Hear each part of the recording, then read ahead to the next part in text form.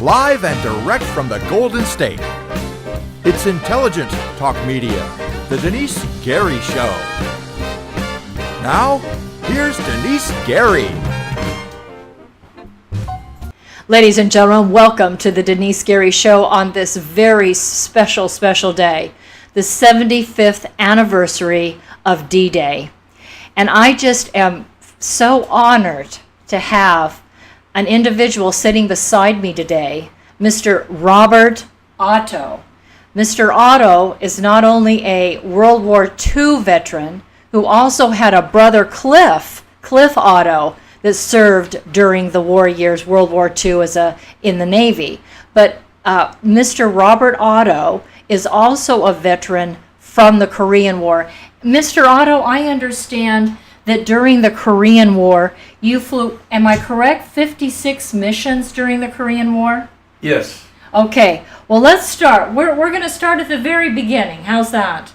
Fine. Okay, so ladies and gentlemen, as we commemorate the precious lives, those men and those women who served during the World War II era, we want to first say thank you so very much for your service and for those that paid the ultimate price to preserve our country's freedoms, our Western civilization based on our Judeo-Christian values.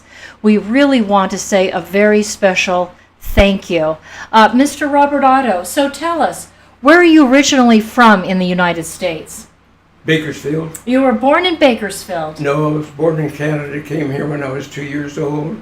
And we came to what's called the Kern Front in Bakersfield, which is as you cross the river at the foot of China Grade.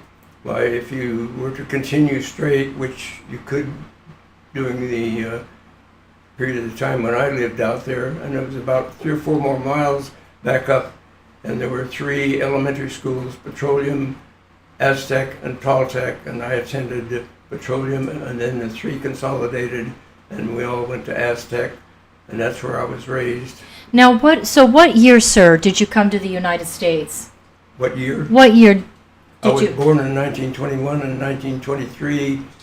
My mother brought 4 of the youngsters down to visit her parents and her grandparents, and happened to be an uncle that was the superintendent of the oil company, and my dad was farming a section of land in Canada, raising wheat, and my mother sent a letter to him saying, "There's a job waiting for you down here, and you wouldn't be doing what you're doing right now, and I know the snow is up over at the top of the fence posts, and it'd be much more comfortable. So why don't you sell the farm and come to Bakersfield?" Moved to Bakersfield, California. So did he go to work for an oil company, sir? Yes, he did. What oil company did he go to work for? It was called the St. Helens. It was a British-owned oil company. Tell me the name again. I want to write that down. What's the name of that oil company? St. Helens. St. Helens. How many of you have heard of St. Helens Oil Company? I didn't know that the British had a St. Helens Oil Company here in Kern County, California. That's interesting. We'll have to look that up. So, sir, I take it that your father decided to head on down to California. Yes, he did. Okay, and so tell us, you mentioned in our conversation before this interview that both you and your brother volunteered for the armed forces. Yes. When World War II. Was that immediately after Pearl Harbor, sir? Yes, fairly soon afterwards. I was working for Douglas Aircraft in Long Beach at the time, and that was when I enlisted on June 14th in 1942. Okay. And you enlisted in the Air Force. You say you were working at Douglas? Yes. And they were located in what city? Long Beach. Long Beach, California. Okay. So you signed up. Did your brother sign up in 1942 also? I think he was probably a few months ahead of me. Okay. All right. And he signed up for the Navy, I understand. Yes. And he was on a ship. Yes. Okay. So let's talk about your work. So you enlisted in 1942. Yes. What did you do for the United States Air Force during World War II? World War II, I was in, actually it was in the Air Force portion, and was an instructor. I went through cadets and as a pilot, and got my wings, and then went through a couple of instructor schools and an instrument instructor school, and then I was teaching instruments, and that's what I did. Why didn't they deploy you overseas, Mr. Otto? Pardon? Why didn't they deploy you overseas? I got as far as Lincoln, Nebraska, to go overseas to the Far East, and walked into the mess hall one day, and the mess sergeant said, "Sir, the war is over. The Japanese surrendered today." And that was good news to me, and I stayed there for a short time. And then as an instructor, I was sent back to Sherman, Texas, to a school, and wondering who in the world am I going to be instructing. And what had happened to be, here were all of these combat people coming back from India and China. Burma, maybe? Right. Burma? Mm-hmm. And they needed to be checked out on the AT-6, and that was my job, checking them out so that they could get their flight pay. So you had to make sure that their flying skills were all in order. Oh, they were all combat people. You never, Right. You didn't did. have to worry about that. Yeah, right. So tell us, I just love to hear the stories from World War II. And I asked Mr. Otto if he would please tell us a couple stories of the combat pilots that you worked with, Yes. that you signed out. Would you tell us a couple stories, sir? Yeah, right. They came back from, most of these people, the ones I had came from The Pacific? India Okay. and China, Mm-hmm. and they were seasoned people. Yes. In fact, there's an interesting story along the way about this. One of them is especially on board ship, and why they had a lot of time coming across the ocean, and he got in a poker game, and I guess cleaned everybody on the ship, and had I forget, there were $2,000 or $3,000 that he had, and he hired a muscle man to protect his money, and in fact to hold the money until they got back to the safe side. Interesting to be checking out people like that and fly. Yes. Can you tell us maybe a story about one of the flyers and that saw combat? Did any of them actually talk to you about their experience maybe in the air fighting the Japanese? No, Nobody. No, it's kind of quiet on situations like that. It's like mine in the Korean War, I guess. So the men didn't really talk about what they saw, what they experienced in fighting the Japanese? No.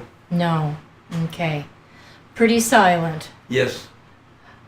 Okay, I hear that a lot. I understand. Ladies and gentlemen, we're going to transition to the Korean War, and I want you, because this is a man sitting beside me that flew 56 missions fighting the communists in North Korea. But before we do, I'd like you to hear the president. I thought the president's remarks today in Normandy, France, commemorating the 75th anniversary of D-Day just really touched my heart. And the part of the video that I'd like you to hear from the president is very touching, about a medic who was terribly, terribly wounded and literally nearly sacrificed his life trying to save soldier after soldier after soldier that was dying there on the battlefield, trying to, they, as you all know, or probably some of you, I'm sure, understand that those convoys, those ships that were bringing all those soldiers, tens of thousands of soldiers to Normandy, France, whether they were being dropped off at Omaha or Utah or Juneau or Gold or Crown, whatever part of that northern part of France in Normandy they were being dropped off. A lot of them actually were not dropped off on land, but had to move out of those convoys into the water, and many of them were shot and or killed before they ever even stepped foot on soil. And I'd like you to hear the president, this particularly moving story that he shares. On freedom's altar, on these shores, on these bluffs, on this day 75 years ago, 10,000 men shed their blood and thousands sacrificed their lives for their brothers, for their countries, and for the survival of liberty. Today we remember those who fell, and we honor all who fought right here in Normandy. They won back this ground for civilization to more than 170 veterans of the Second World War who join us today. You are among the very greatest Americans who will ever live. You are the pride of our nation. You are the glory of our republic. And we thank you from the bottom of our hearts.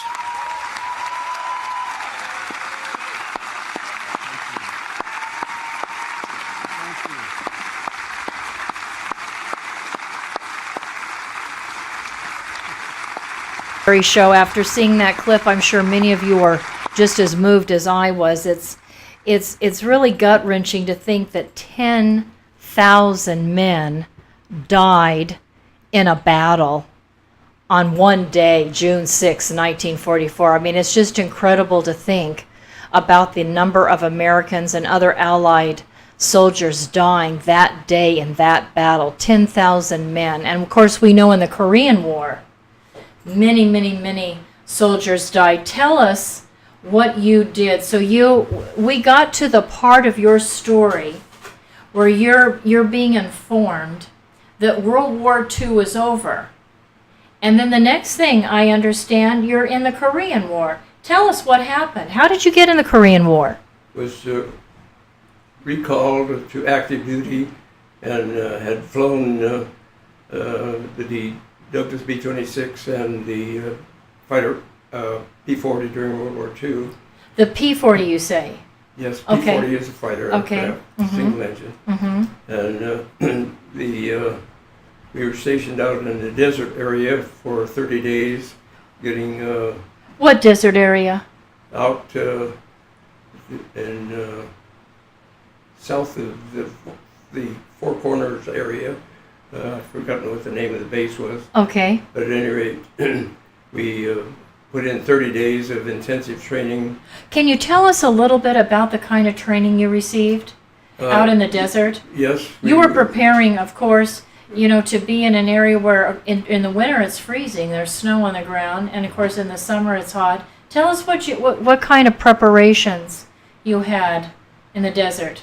Well, actually it was for physical purposes, why it was just normal to us. But the B-26, we went out on the range and fired on targets. And then we did some bombing because we were a night outfit. We did night practice bombing, and which was quite interesting because you're flying at night and sleeping in the daytime. It changes your way of life, you might say. Mm-hmm. At any rate, we finished our training and then flew our aircraft to Hickam Field, an 18-hour flight where you're in the same seat and not getting to move around. And, 18 hours. 18 hours. Flying to Hickam Air Force Base. Is that correct? Yes. Okay. Through Hickam, which is in Hawaii. Mm-hmm. And so again, on that training, you had to get used to being a nighttime fighter pilot. Were you a fighter pilot? No, that's what I was during World War II. This is a Korean War. Yes, I know. Altogether different. So what did you do during the Korean War if you had all that training to fly night missions? What were you doing? During the Korean War? Yes. Flying night missions. But were you weren't a fighter pilot? No. I was a co-pilot on a Douglas B-26. A co-pilot on a Douglas B-26. Right, had 6 forward-firing 50 caliber machine guns, carried bombs, and if you want one interesting flight, why we had dropped some napalm on a marshalling yard, and of course you could see it burning, and you could see the clothes on the people running burning also, and then of course what do you have to do? You have to come back and strafe it, and we got some 20 millimeter round went through our left wing and went through one of our own ammo boxes, and the ammo box, the opening where the round went through, had stayed orange for quite some time, and that bothered us because we didn't know It was going to catch on fire? burning.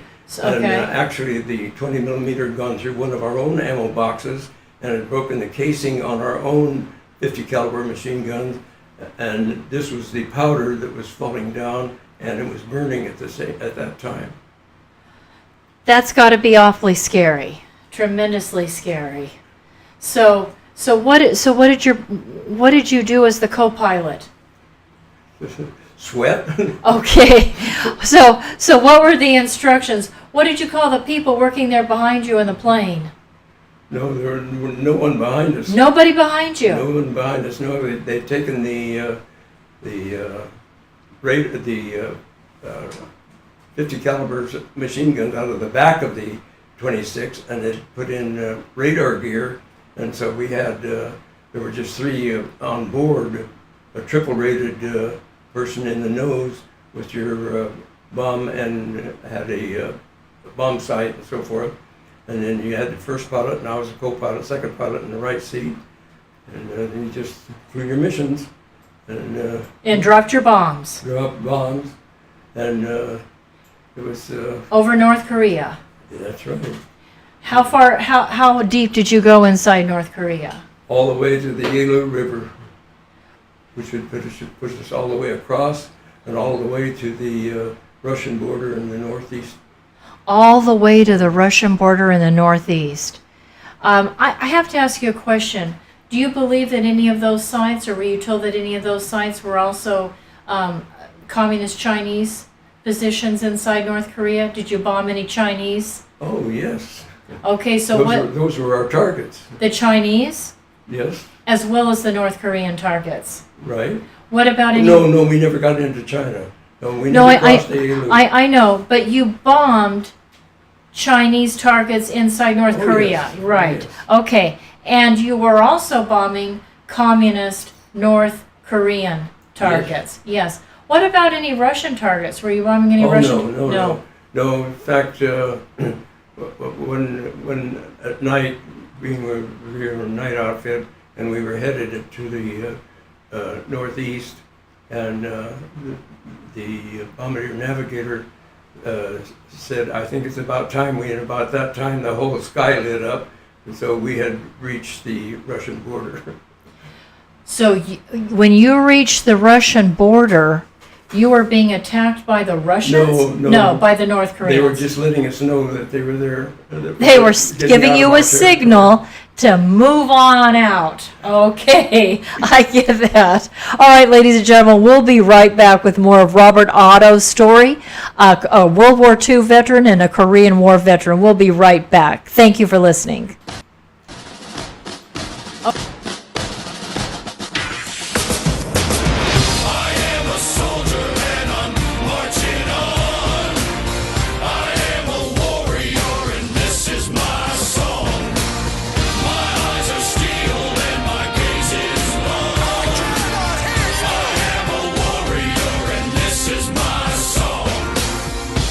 tell you about a place I love to go, Frugatti's Italian Restaurant. Very few locations here provide seating outside in front of a fabulous water fountain with an atmosphere that is reminiscent to me of eating outdoors in Venice. This is real Italian food by real Italians. And what makes it even more so is owner Ralph Frugoletti, who nearly a quarter century ago brought a wood fire oven from Milan, Italy to make, like his mother, fresh homemade bread and pizzas. Moreover, Frugatti's restaurant offers you not only the very best in Southern Italian cooking, even importing the finest ingredients for authentic Italian food, including a fitness menu. After all, Ralph has represented the United States and Italy, competing in the Master Championship Games. He knows all the right food for good fitness, so check out the menu. After today's broadcast, run over to Frugatti's Italian Restaurant and Catering at 600 Coffee Road here in Bakersfield. And after a Friday, Saturday, or Sunday service, stop into Frugatti's for a great lunch. I'll see you there, and tell Mr. Ralph Frugoletti that Denice sent you. Salute. Bon appetito. Ladies and gentlemen, I'm so thrilled I've got the owner of Scope 365 Fitness here with me today, Craig Jansen, Navy veteran. Craig, tell the audience out there why everybody in town needs to come up over here and join. Well, Sculpt 365 is a 24-hour club, so we never close, unlike a lot of other clubs here in town. Additionally, our club is always super clean, and one of the things that you're going to find here is a different environment where we strive to give you a VIP experience here. So we want to get to know you, we want to know your story, we want to know about you and how we can help you succeed and meet all of your fitness goals. Wonderful. Ladies and gentlemen, come on down to Scope 365 Fitness. You're located right here on Brim Hall. Tell us your other locations. We have another location up in Tehachapi, and then our third location.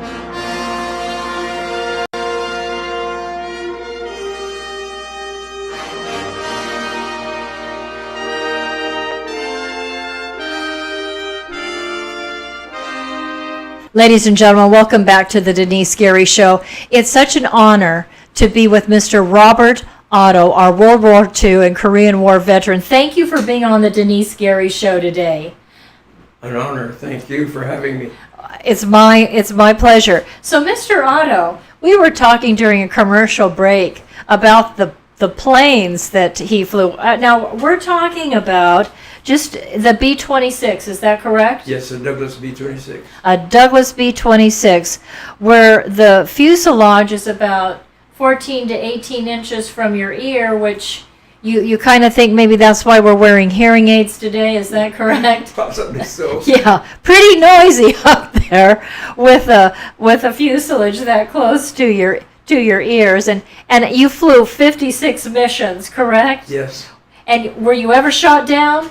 Not shot down, but Shot at. Shot up. Yeah. You were shot up and shot at. Okay. Yeah, numerous times. Numerous times.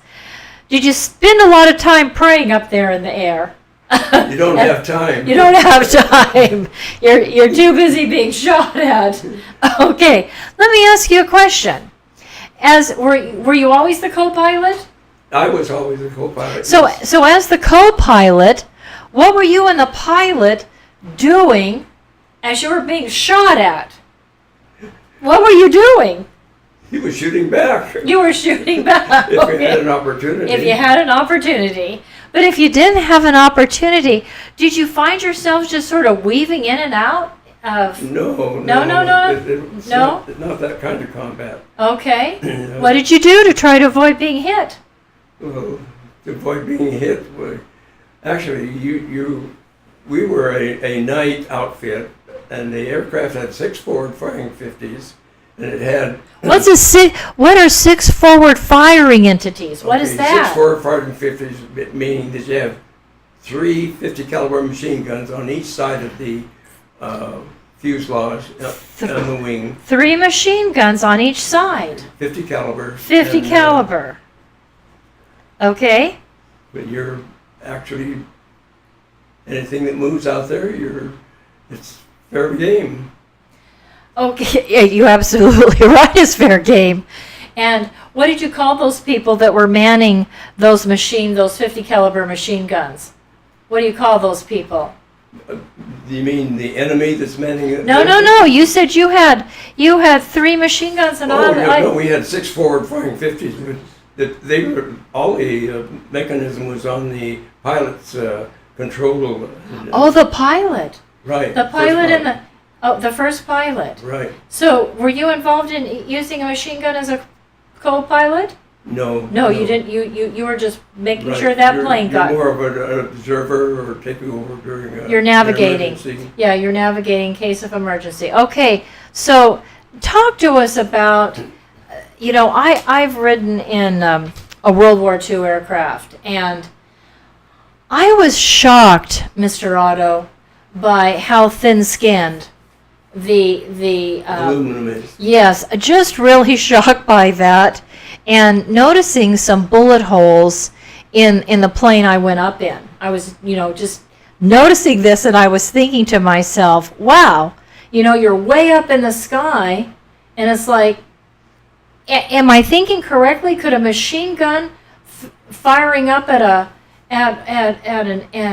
plane in the sky in World War II, could that just pierce through the plane and strike somebody dead? Depending upon how close you were.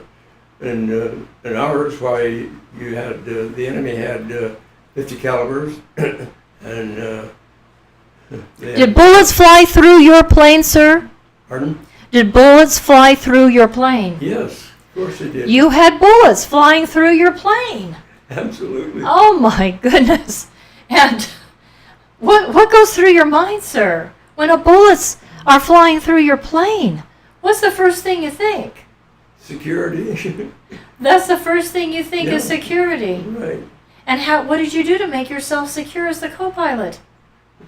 Just hoping, say a few words. Hope and pray. You're Yeah. just hoping and praying. Okay. So how thick? How thick? You said you had some armament in those bomber in that Well, you B-26 had on the armament on On the each floor? side of the aircraft. On each side? And on the floor. on the floor. Right, on the floor and on each side of the aircraft. Did you ever have a bullet come up through the floor? No. That's good. That's really good. But you had bullets flying through the sides. Just going by all the time, and it would be Inside the aircraft.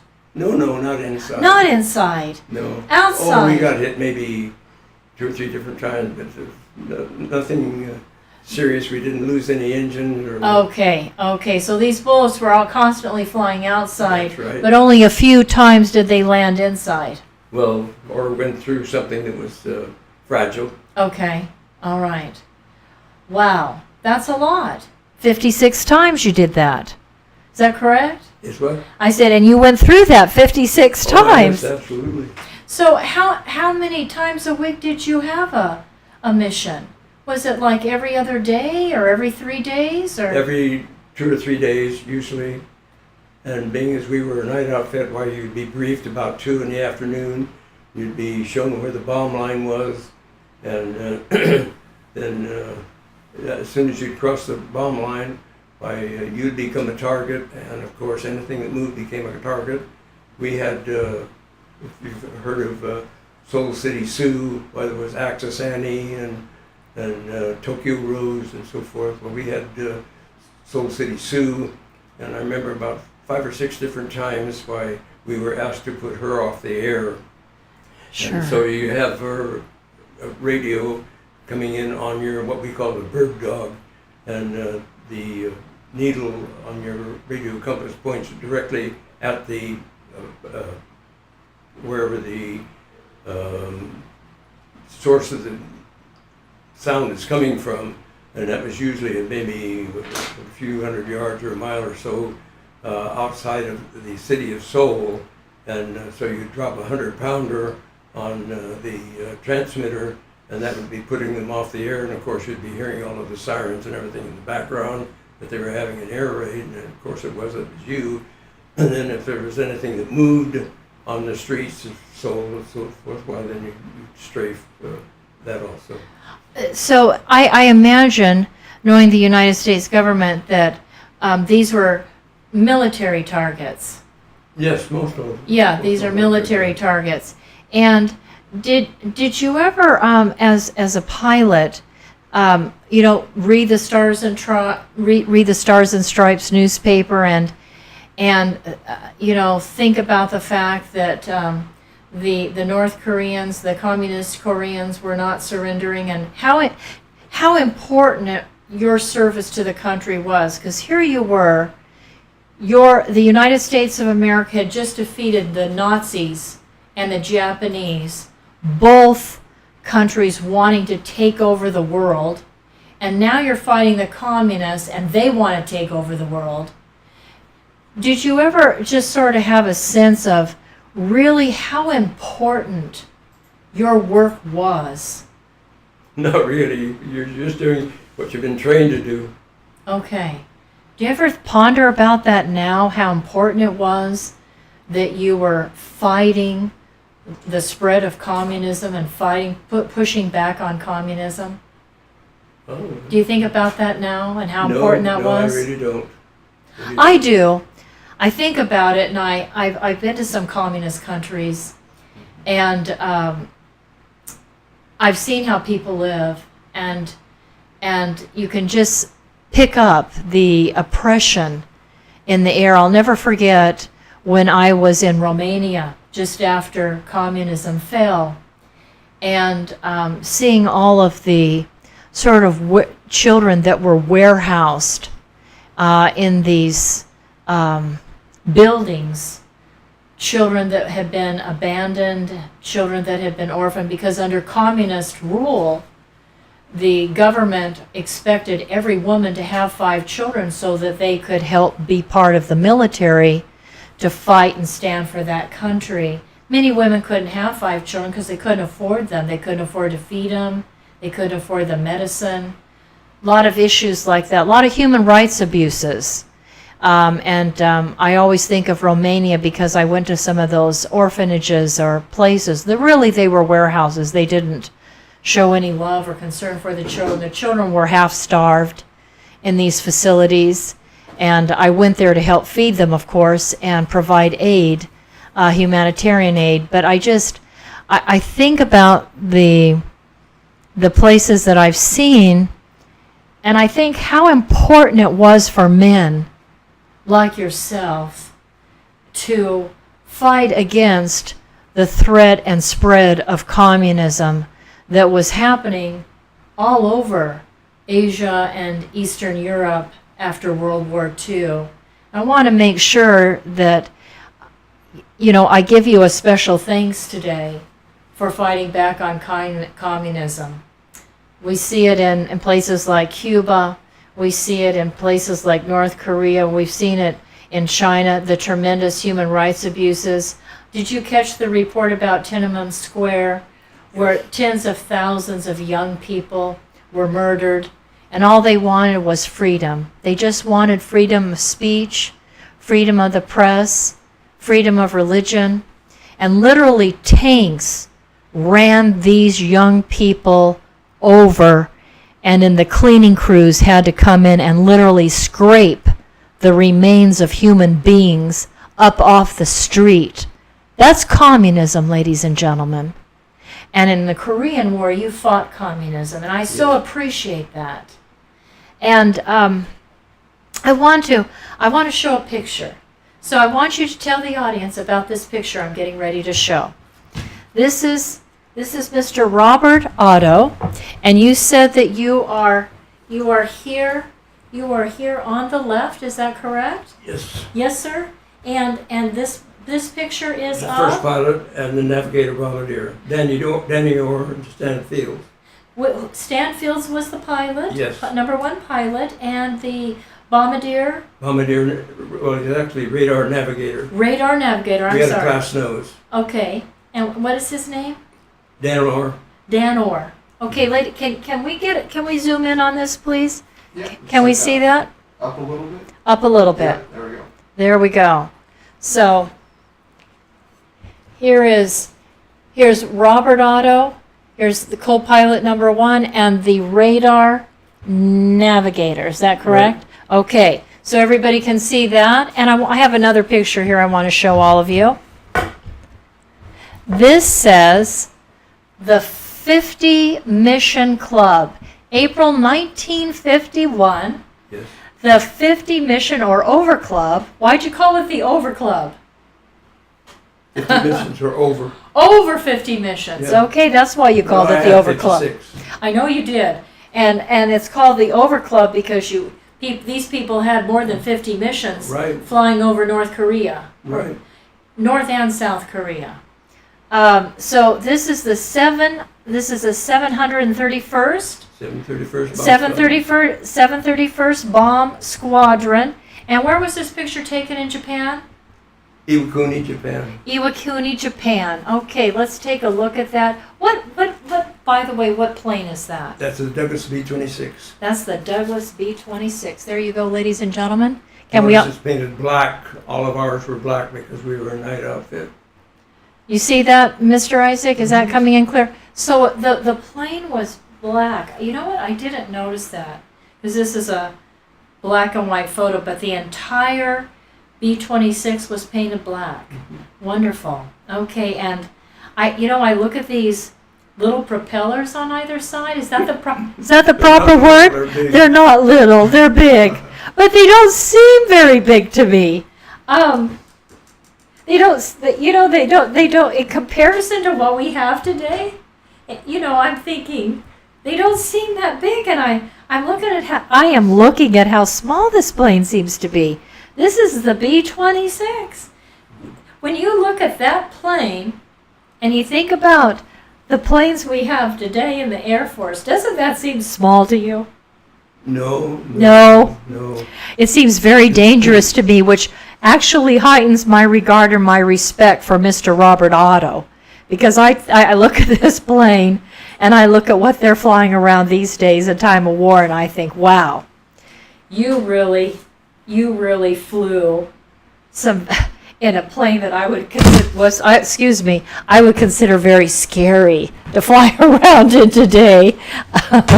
You understand my saying that. I'm not offending you, I hope.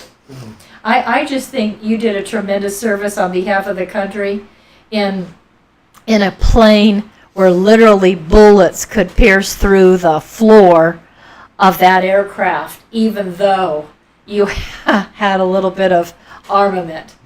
So let me ask you, is there any other stories that you wanted to share about your experience as flying fit? I mean, you flew 56 missions.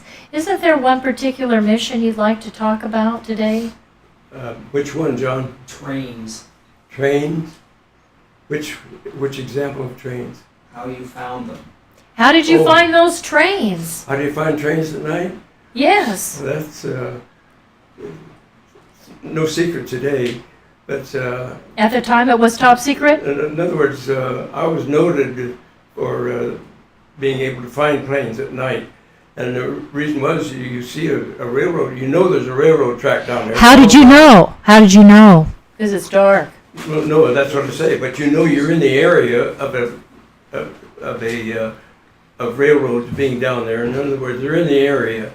And then at night, what's it look like? Okay, you see a streak of ground fog, and it's all in a straight row, and it has to be a train down there. And So that was one of your specialties, spotting train tracks? flying them. I remember finding 9 of them in one night, Wow. and then the pilot being able to strafe them. And of those, there were about 4 that were ammo trains, and so you have secondary explosions, which are quite interesting and light up the whole sky. What color was it? When it lit up the Usually- sky, what usually- color? No, it's usually orange. It's Yeah. orange reflection. Wow, okay. So, my producer's trying to communicate to me. Just talk like that. Oh, okay, thank Don't you. lean into I'm it. too close to the mic. Sorry about that, ladies and gentlemen. Yeah. Okay, so you'd see a streak of fog, you said, and it was sort of That's right. In other words, there's a railroad track down because there. of that? But you can't see. And then but there's a line of fog that is a straight line, and it's billowing out ahead all the time, so you know that it has to be a train. Absolutely. And And you were good at that. spotting I those trains evidently and was. blowing them up. I remember flying with two other, what we call desk jockeys. These were a couple of lieutenant colonels, and they were desk people, but they had to get their flying time in and get their missions in also. So I was flying co-pilot for one of them one night, and I said, "There's a train. Where?" And the navigator and the nose couldn't see either, and so I reached across and took the yoke of the pilot's control and adjusted it and said, "It's right on the nose." And they still could not understand that streak of fog was a train. In other words, putting out the emissions. Putting out emissions, right. It was putting out smoke, and you knew it was a train. And did they Right. finally bomb it? Yeah, did those in desk fact, I jockeys? even reached over and pulled the trigger on the pilot's thing to let them know where it was out in the front. And they never did see it, either. But you pulled the trigger. Absolutely. Yeah, very Reached good. across. Excellent. Now, I love that story. Tell us another story. What's another story? Power lines. Power lines. Let's talk about power lines. Talk about what? Power lines. Power lines. Power lines. Yeah. Let's talk about Oh, power lines. Yeah. Well, power lines were very dangerous, and we had lost a few airplanes, and we'd been warned about it. And, Because you were flying too low. People were flying too low, and they would get well, caught in no, the power lines. No, there would be a light that would be flashing. They'd sucker you in to go for this light and strafe the light, and then you'd fly right through the power lines. And I recall one night. Would would the plane explode if you threw? Well, if you hit the power lines, You're burnt. You're toast. You're all through. You're toast. Okay. Well, And they were suckering. You said they were. So the Koreans were doing that. The communist Koreans were doing that because they were hoping to draw these That's pilots right. into That's it. right. Was a trick. That's right. It's a Okay, trick. and then I looked. My head was always on a swivel, and I looked to the right, and I could see these. I hauled back on the yoke, and we went over the power lines, and things got very, very quiet on the aircraft. And then the pilot took over, and we made a left turn, and we hadn't gone for more than a minute or two, and here was a whole convoy with their lights on, snow on the ground, and just, in other words, wide open, looking to be shot at.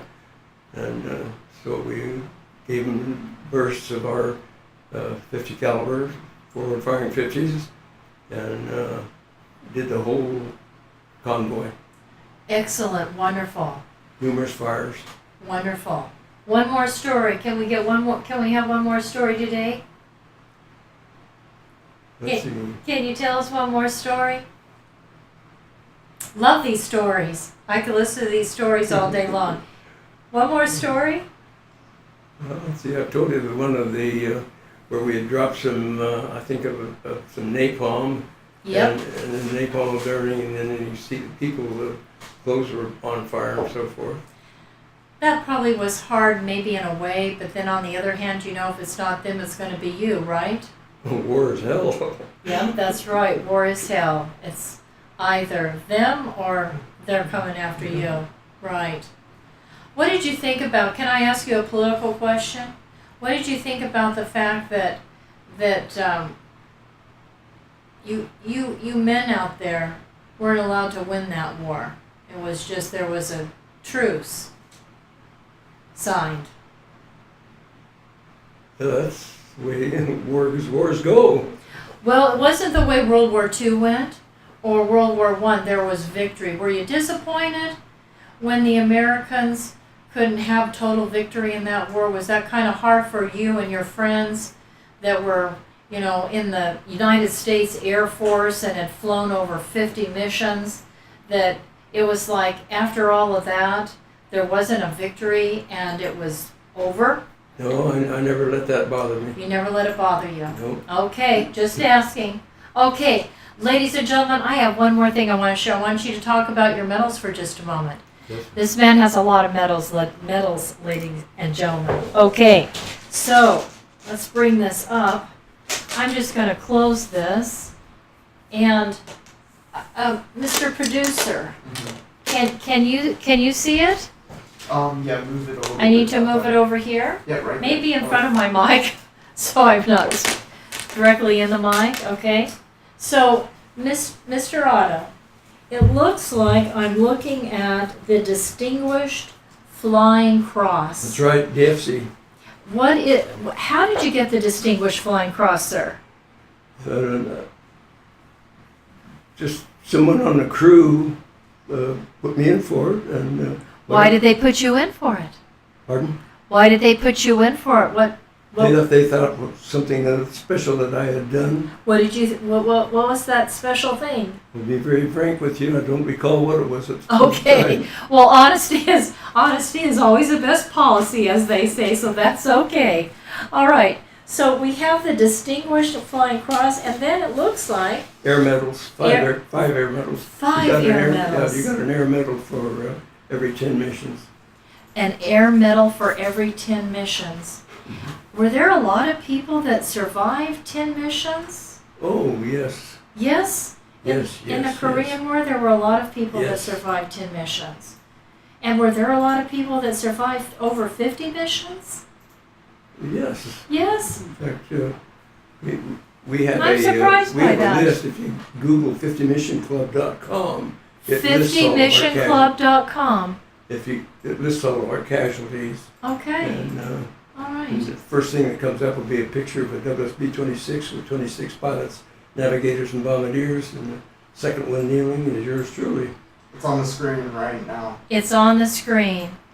So this is, people can find this at 50 Club Mission. 50 Mission Club, right? I'm sorry, 50missionclub.org. .com. I'm sorry, .com. 50missionclub.com. And you're one of the individuals that's kneeling. Right, second one from the left. Second one from the left. That's Mr. Robert Otto kneeling there. So you have your picture, your son's going to have to glue that back in place. I see it's come down. So we have, you said over 5 air medals. You've got the American Campaign Medal. Yes. What's the American Campaign Medal? At the moment, I'm sorry, I don't know what it was Okay. about. You've got the Victory Medal for World War II. Yes. Do you know why you got the Victory Medal for World War II? Yes. Including having served during World War II. Okay. And then, so that's, and I like that. It says Victory Medal.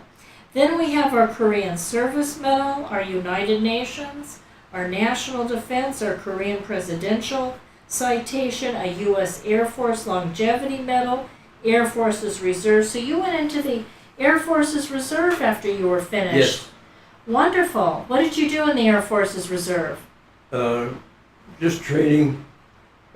We became a fire outfit, put out fires on aircraft and so forth, things like that. All kinds of training. Keep active. Okay, wonderful. Army Good Conduct Medal, and Air Force Good Conduct Medal. Just a variety of medals, ladies and gentlemen. It's just, it's been such an honor. But before we close, I want you to talk to us about your calendar. So let me grab that. I'm going to reach right. Oh, you can grab it. Great. Okay, so this says Associated Veterans of Bakersfield Memorial Honor Guard. So in addition to everything you've done, plus you taught U.S. history, I understand, at East Bakersfield High for years. So you also play the trumpet. Well, yes, I played it when I was a youngster, and there was a need for a bugler, and we had a number of mortuaries in Bakersfield would give me a call and ask me to come down and play taps and present the flag and maybe fold the flag and so forth. And then it got to where there were so many of them that we decided we should get a group together from this VFW 7216, and so that's what this group is. And these are all people from Bakersfield, or also from other parts of Kern County. Right. All over Kern County. People from no, they're Bakersfield. They're all Bakersfield people, Bakersfield. and they're all veterans. There are a few that come in from the area of Kernville. There are 3 from a group up there that come down and participate in our services. Okay. And you play the taps then? Yes, well, actually, the trumpeter plays more than just taps. He plays the Battle Hymn of the Republic. The Battle Hymn of the Republic? While the flag is being folded. I love the Battle Hymn of the Republic. And then Beautiful song. You play taps, and then you play the service song of the individual. If it's Army, you play the caisson song. If it's Navy, you play the Navy hymn, such things as that. And this has all been continued at the National Cemetery, and I'm very pleased that it's continuing. a going thing. Now this is a 2016 calendar. Do they have one coming up for 2020? No, this No, is they just don't? one that our VFW printed and tried to use it as a moneymaker. Well, I would have bought one if I had even known that there was one to buy. Trust me, but I didn't know that at the time. I'm so sorry I didn't know that. I need to get in the loop. You've got to help me stay in the loop, Mr. Otto. This was years ago. Well, it's only a few years ago. I wish I had known about it. I would have purchased it. So, ladies and gentlemen, I hope that you've enjoyed this special broadcast commemorating World War II and our D-Day anniversary. And we just want to thank you for your service to the United States of America, Mr. Otto. Thank you so very much, sir. We appreciate you. An honor to have served. Thank you. We've got. I wanted you to hear. Did we play the clip of the president sharing that story of the? I played the first clip you told me. Okay, so let's play. So before we end the show, I wanted you to We hear. have to go to another break. Oh, we've got to go to another break? Okay, I'm So sorry. can I tell you? We've got to go to another break. We're going to go to another break. When we come back, we're going to go straight into the video of the president earlier today in Normandy, France, speaking to the veterans there and their families and the dignitaries and civilians that are there in the audience, talking to them about this particular soldier who was terribly, terribly wounded and continued to rescue and save the lives of his fellow soldiers who had been shot and who were coming up, trying to bring them up on the beach. So after break, let's just go straight to that clip. And we'll be right back, ladies and gentlemen. Thank you so much for listening.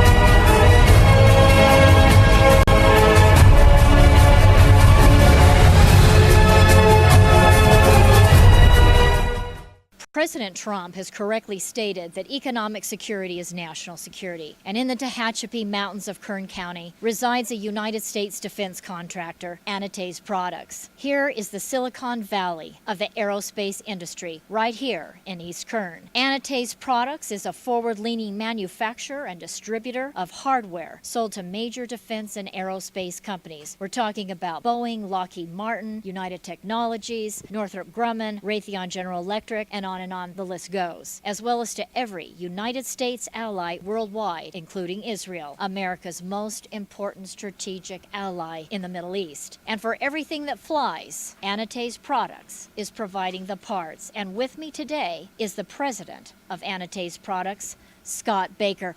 Hi, Scott. How you doing? Scott, tell us why you believe this corner of Kern County is the hub of the aerospace industry. Well, this portion of Southern California here out in the Antelope Valley, it contains, some of the most cutting edge technology going on in aviation today. We have some of the UCAS programs with unmanned technologies going on. We have Edwards Air Force Base out here who's doing continual testing in their area. We have the Naval Weapons Station up there at China Lake doing some fantastic cutting edge stuff, cruise missile technology, and those things are going on. We have Scale Composites locally doing a lot of composite technology, which is new. We have SpaceX, which is a private one putting a private entity putting things into space now. This area is the growth center for aviation's future, and this is the area I think that as a nation we need to be concentrating some of our effort and taking this technology. And as we all know, with the space program from Apollo years ago, out of these technologies, we the private sector are going to reap some of the benefits of that. Thank you, Scott. Ladies and gentlemen, Scott Baker, president of Denice Products. Ladies and gentlemen, here we are with Barb Reynolds Wallstrom today. She is the owner and operator of Tehachapi Court Services, serving the entire Kern County area. Welcome, Barb. Thank you, Denise. You've been at the top of your game in terms of legal matters for many, many years. And I want you to tell the audience today, what is the difference between a legal document assistant to pro per litigants as opposed to a paralegal? What's the difference? A legal document assistant such as I has been involved with the legal work for many years, as a matter of fact, decades, and I feel quite competent and capable of helping people throughout Kern County for legal needs that they really need assistance with and can't afford an attorney. Right. So I'm here in Bakersfield 3 and 4 times a week. If people need me, they can call me. If they can't get to me, and why is that? Because people have to work during the day. The clients I serve are working people. And There are you a lot go of to blue Shafter collars. and Wasser, and you're Absolutely. there in Tehachapi. I'll go there. You're just everywhere. I'm everywhere. And Denise, I'm not tied to a 9-to-5 environment. Yeah. I go where my clients need me at whatever hour. I love doing that, and they can call me. I will come to them. They can call me at whatever hour aside from 9 to 5 because people need answers and they need them quickly. Barb Reynolds Wallstrom is so passionate about what she does. She loves it. She's been in the business for decades, and she's the gal you want to call. You help people handle their adoptions, right? Adoptions, And bankruptcies, also divorces, unlawfully tainted, which are evictions, conservatorships, guardianships, living trusts.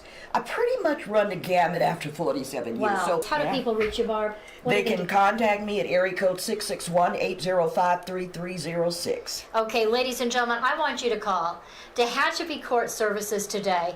Talk to Barb. She can be reached at 661-805-3306. It's there on the screen. Give her a call. She will work with you hand in glove. right. Hand in glove. To I take walk every step of the way with my clients. Excellent. She'll work with you and get the job done.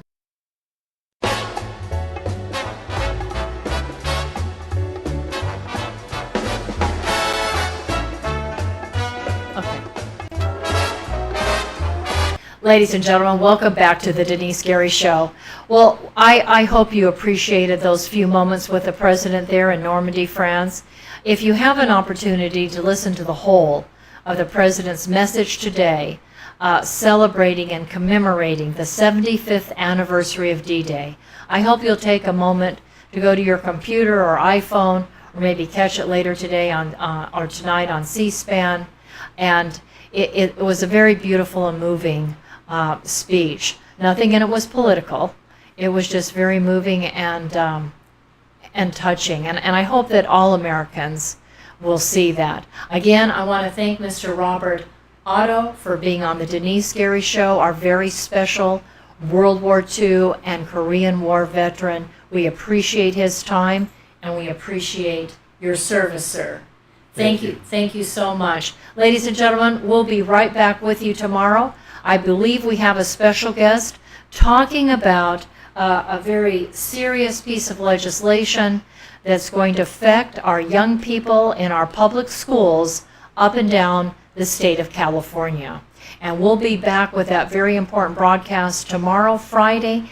Have a blessed and wonderful evening. Thank you for listening to the Denise Gary Show. I'd like you to enjoy now, as we close out the broadcast, I asked my producer to have ready for you from 1939, just 2 years, actually it's just under 2 years before we entered World War II, Kate Smith singing the national anthem, the Star Spangled Banner. So we'll end with that, and we'll see you tomorrow. Thank you so much, ladies and gentlemen. Say, can you see by the dawn's early light what so proudly we hailed at the twilight's last gleaming, whose broad stripes and bright stars through the perilous fight o'er the rampart we watched were so gallantly streaming,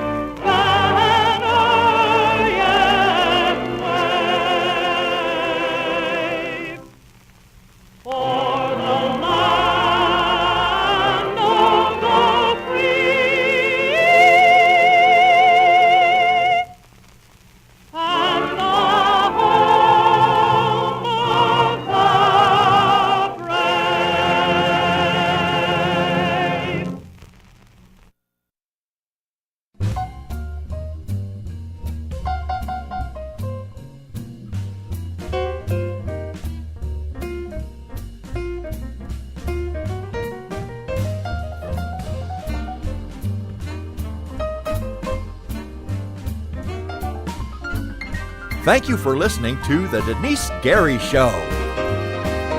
Intelligent talk media.